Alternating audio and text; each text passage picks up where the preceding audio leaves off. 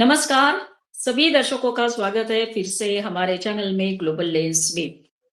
Iran और US Israel का युद्ध जिस तरह से अभी तेज होता जा रहा है, वो देखते हुए हम कह सकते हैं कि ये जल्दी रुकने वाला नहीं है। और साथ-साथ ईरान के जो सुप्रीम लीडर थे,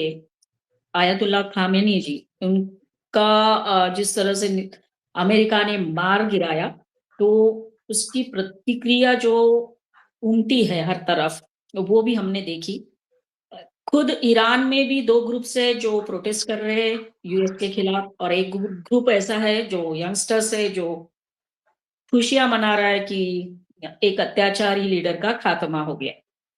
ईरान में युद्ध हुआ, ईरान के सुप्रीम लीडर को मारा गया, लेकिन भारत में भी हमारे यहाँ जो उनको सपोर्ट करने वाले हैं, उन्होंने प्रदर्शन किया। और हमारे विरोधी पक्ष भी ये कह रहे हैं कि प्रधानमंत्री मोदी जी ने एक भी शब्द नहीं कहा, जैसे आयतुल्लाह जो खामेनी है, उनका निधन होने के बाद। हम सब जानते हैं कि इंटरनेशनल रिलेशंस में कोई भी परमानेंट दुश्मन नहीं होता और कोई भी परमानेंट फ्रेंड नहीं होता है। अकॉर्डिंग टू द सिचुएशन सब बदलता रहता है। लेकिन आयतुल्लाह khomeini जो है, उन्होंने कभी भी भारत के साथ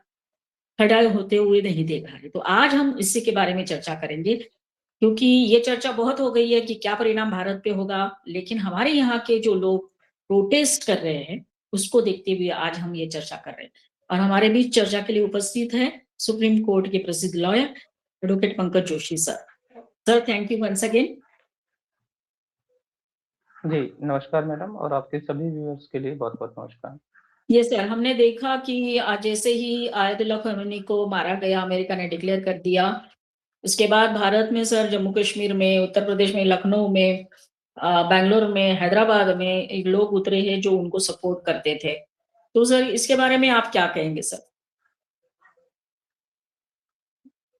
देखिए युद्ध जिस तरह से ये जो इज़राइल और ने जो है जो ईरान पे जो अटैक किया है,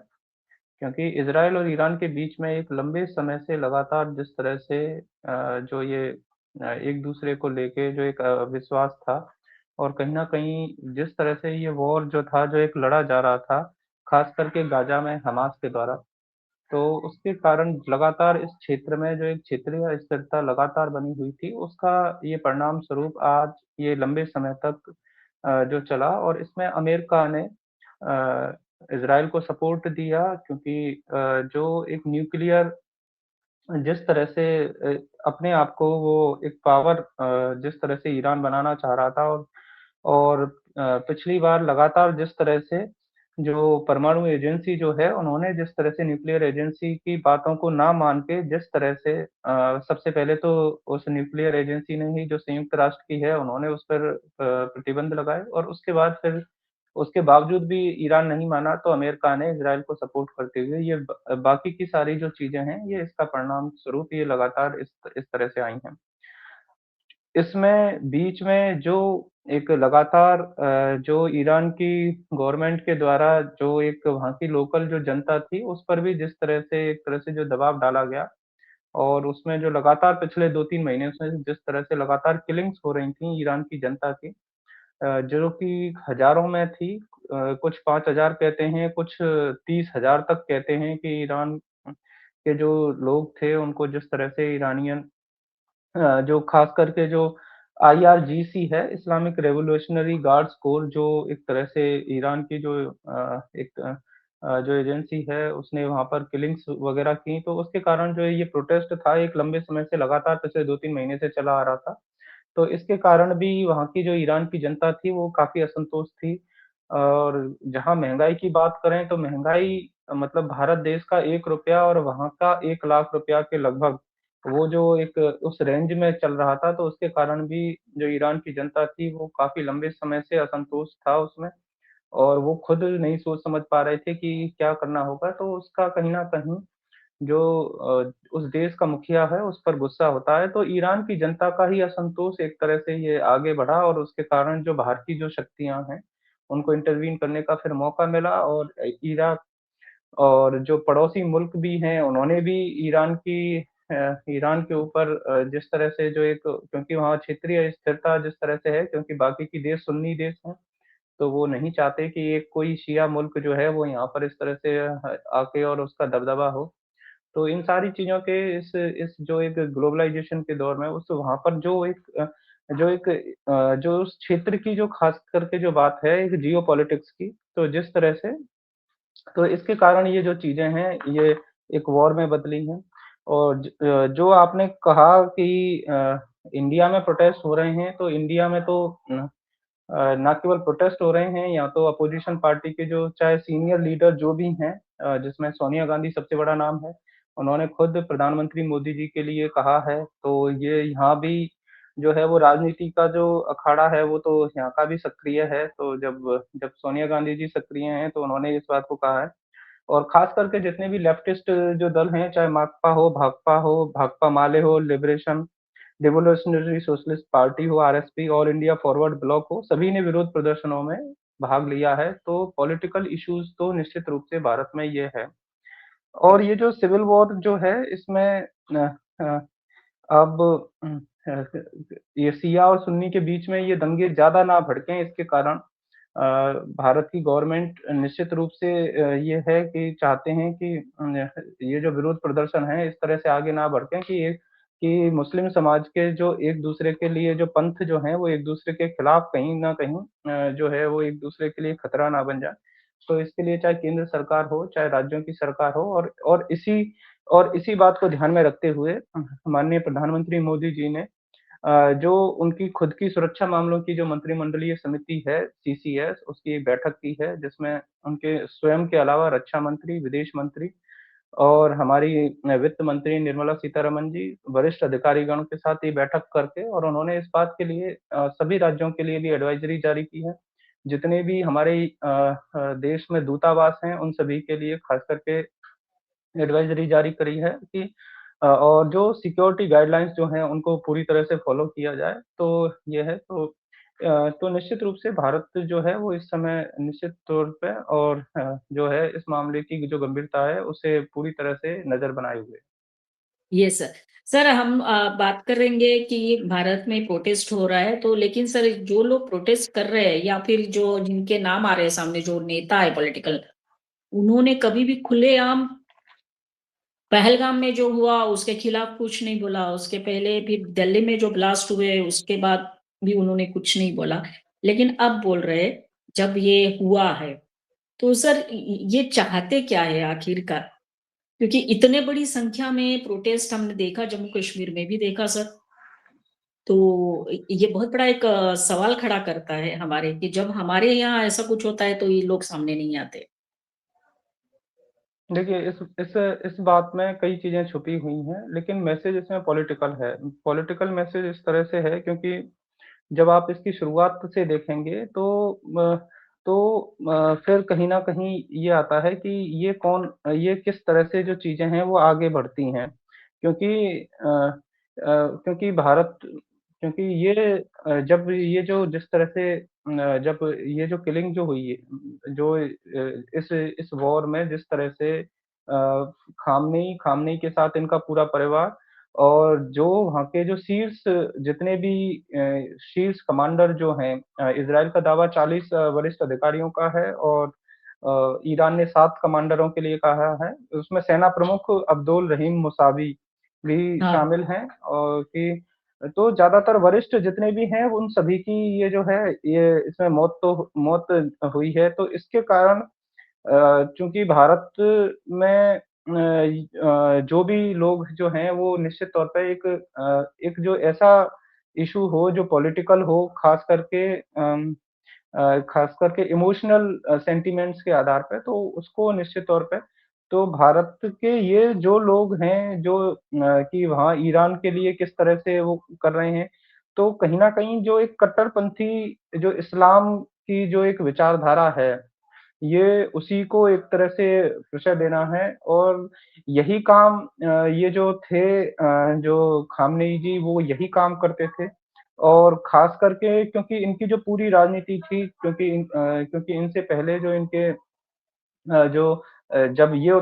इनको उत्तराधिकारी अयातुल्लाह रुहेली खुमैनी ने जब इनको घोषित किया, तो वही जो एक कट्टरपंथी जो विचारधारा थी और एक परोक्ष युद्ध करने की या सैन्य खर्च, जो सैन्य की ताकत है या सैन्य खर्च उसको जिस तरह से बढ़ावा देने की थी, उसी के कारण अच्छा वही राजनीति जो भारत में भी जो इस्लामिक कट्टरपंथी समूह जिस तरह के लोग हैं वो उसी विचारधारा को आगे बढ़ाना चाहते हैं, तो कहीं न कहीं ये एक-दूसरे से जो कॉम्बिनेशन जो मिलता-जुलता है यही है, क्योंकि खामनेई जी की अगर हम उसके अलावा देखें तो जिस तरह से इन्होंने इराक में चाहे शिया मिलिशिया हो, गाज़ा में हमास हो, चाहे सीरिया में असद का जो शासन हो, उन सभी का जिस तरह से ये ना केवल समर्थन करते थे, अपितु कहीं न कहीं उनके लिए जो भी सहयोग बन पड़ता था, उसे करते थे, क्योंकि गाज़ा में हमास का तो 90% तक जो बजट था, उसका जो प्रबंधन जो है वो ईरान के द्वारा ही हो रहा था। तो इसके कारण जो है वो कहीं न कहीं जो इज़राइल जो था वो उसकी खुद की सुरक्षा चुनौतियाँ जिस तरह से थीं,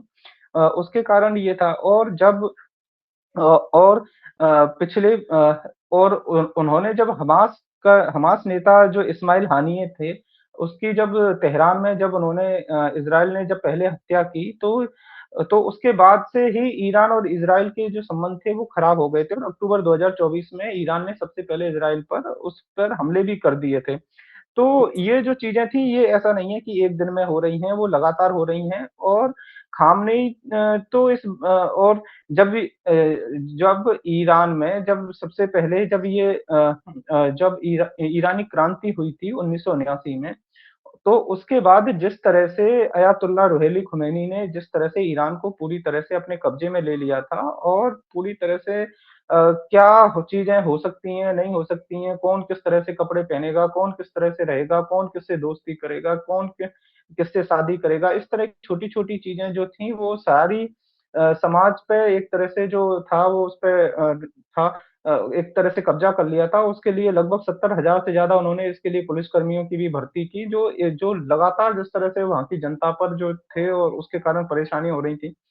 और महिलाएँ तो ख़ास करके इतनी परेशान थीं, क्योंकि स्टेडियम में उन्हें प्रवेश नहीं मिलता था, क्योंकि ये प्रतिबंध था। हेयर स्टाइल नहीं रख सकती थीं कोई भी, क्योंकि उन्हें हिजाब पहनना पड़ता था। कहीं कोई कुत्ता नहीं पाल सकते, इस तरह के मतलब इस तरह की। और ख़ास बात जो खुमैनी जो थे, उन्होंने तो जो शादी की जो विवाह की जो आयु थी, उसे भी घटाकर 9 वर्ष कर दिया था। हाँ, और जो कि एक एक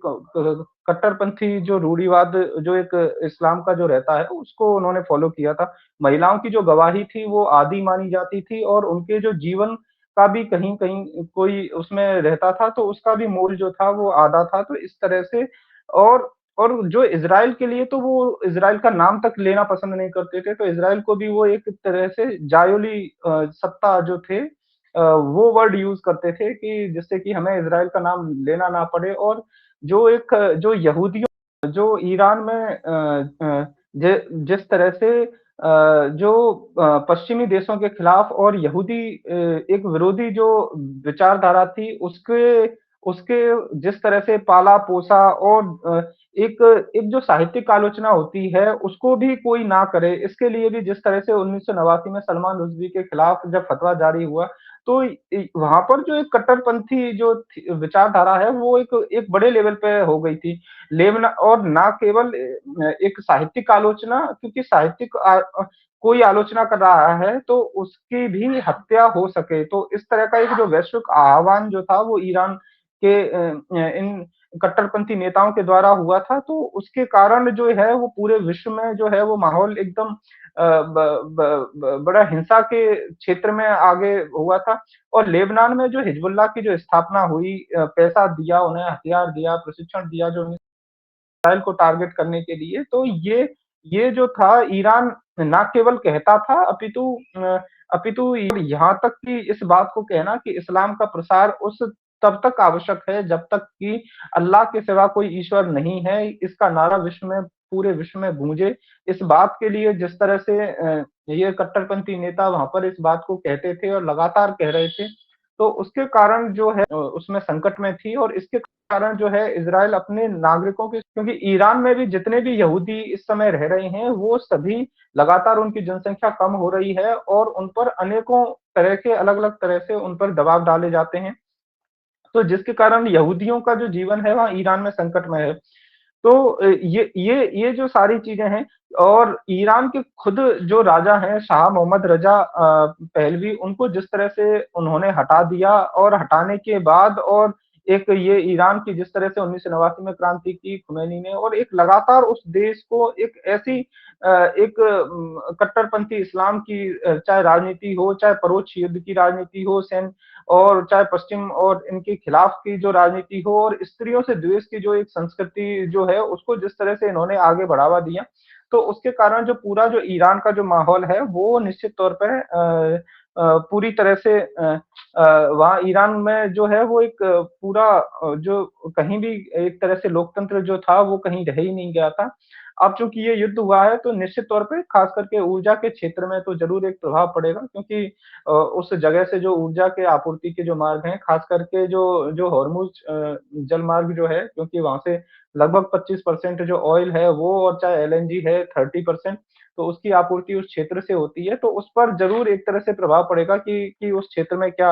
है क्योंकि जब अगर हम देखेंगे तो जब हम ईरान की जब लोकेशन जब हम देखेंगे तो वहाँ पर चाहे ऊपर के क्योंकि ऊपर जो कैस्पियन सागर है उससे लगे तुर्कमेनिस्तान और अज़रबैजान जो है उनमें तो कोई इतना फ़र्क नहीं है, लेकिन नीचे के जो पर्शियन गल्फ जो अरेबियन गल्फ है, उसमें जब गल्फ और गल्फ ऑफ ओमान और जब पर्शियन गल्फ के दोनों के बीच में जो हॉर्मुज़ जो ये जलमार्ग जो है, जी, जब इसकी जब हम लोकेशन देखते हैं तो कहीं न कहीं जो यूएई का जो संयुक्त अरब अमीरात का जो दुबई शहर जिस तरह से वहीं उस जगह पर है और ओमान का जो मस्कट जो है, जब उनके बीच में से जितने भी वहाँ वहाँ पर जो हमारे के जो भी जहाज हैं वो कहीं जो है पूरे रहते हैं। क्योंकि जब ऊपर के जब हम चाहे दुबई से ऊपर चाहे कतर हो, चाहे बहरीन हो, चाहे सऊदी अरब हो, चाहे कुवैत हो, इन सभी देशों पर ईरान ने अब जो एक अटैक की पोज़ीशन है, वो भी इसी वजह से कहीं न कहीं की है क्योंकि कहीं न कहीं उस क्षेत्र में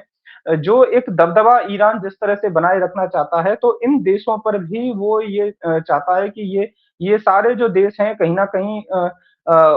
उनको ये चुनौती देने वाली बात है और उस पूरी जगह पर ईरान अपना दबदबा चाहता है कि उस क्षेत्र में जो पूरा जो सैन्य ताकत जो है वो उसके कारण रहे क्योंकि ये बाकी के देश हैं, छोटे देश हैं, तो ईरान चाहता है कि उस पूरे जो एक विज़न क्षेत्र है उस पे मैं अपना कब्ज़ा कर लूँ, तो जिसके कारण जितना भी जो टैक्स है मैं लूँ और कई बार देखने में भी आया है कि वो वहाँ पर जो अपने चाहे व उस क्षेत्र में कोई समुद्री लुटेरे हों या अन्य क्षेत्र हों उस जगह पे कोई भी हों, तो उनको भी वो इस तरह से जो है एक क्यों और रही बात इन दोनों नेताओं की जिस तरह से लगातार पिछले ये जो लगभग 50 साल का जो शासन जो जिस तरह से एक ईरान ने जो झेला है, जिसके कारण कि वहाँ पर पूरी तरह से ईरान की जो जनता है, वो स्वयं अपने आप बिल्कुल रुक गया था। एक तरह से बिल्कुल अब फिर से जो वैश्विक भू-राजनीति का जो केंद्र बिंदु है, वो फिर से ईरान बन गया है और भारत के तो निश्चित तौर पे वहाँ पे पूरी तरह से अपने जो है एक क्योंकि क्षेत्र उस क्षेत्र में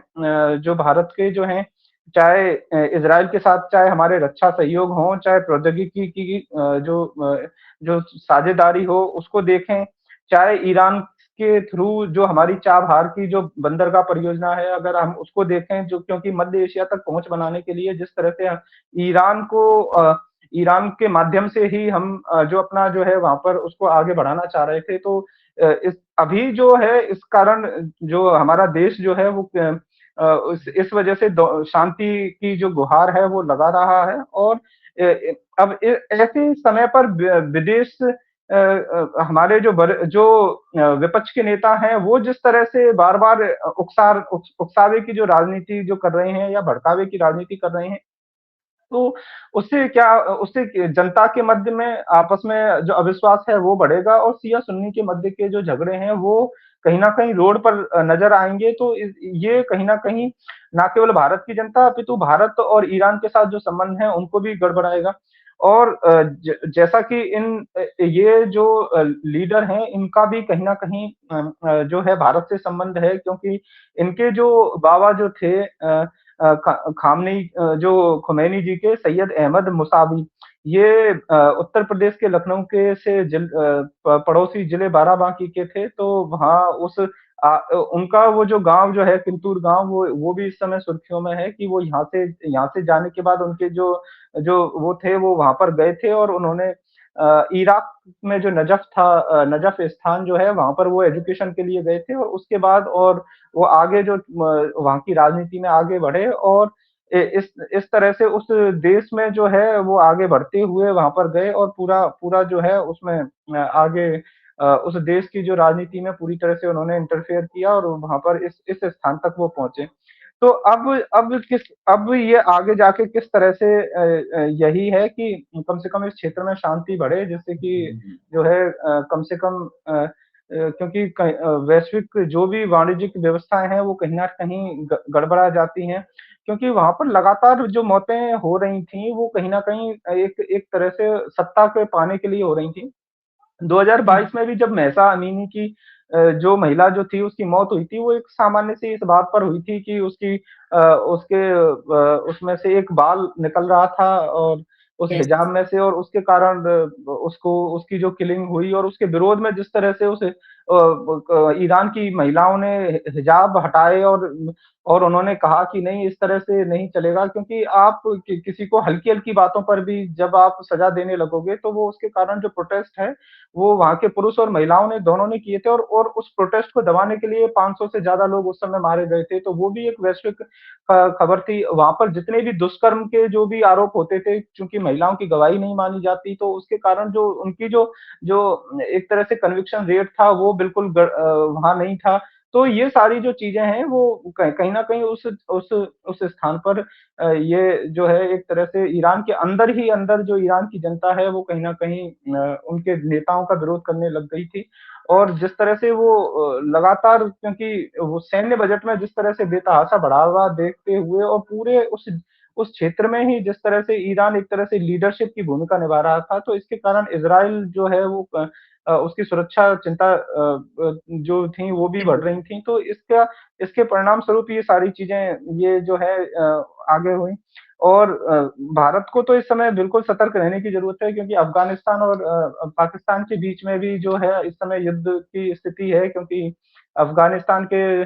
जो तालिबान है वो भी डूरंड रेखा का जो विवाद है वो भी इस समय चल रहा है, तो वो भी एक तरह से, तो भारत को निश्चित तौर पे इस समय अपनी सुरक्षा चिंताओं को रखते हुए, और कम से कम ऐसे समय में जब ऐसी परिस्थिति है, तो विदेश तो हमारे विपक्ष के जो नेता हैं उन्हें भी कम से कम इस समय थोड़ा-सा धैर्य का परिचय देना चाहिए, और कम से कम ये इस बात को विरोध प्रदर्शनों में शामिल होने की बजाय या इस तरह की बातें करने की बजाय कम से कम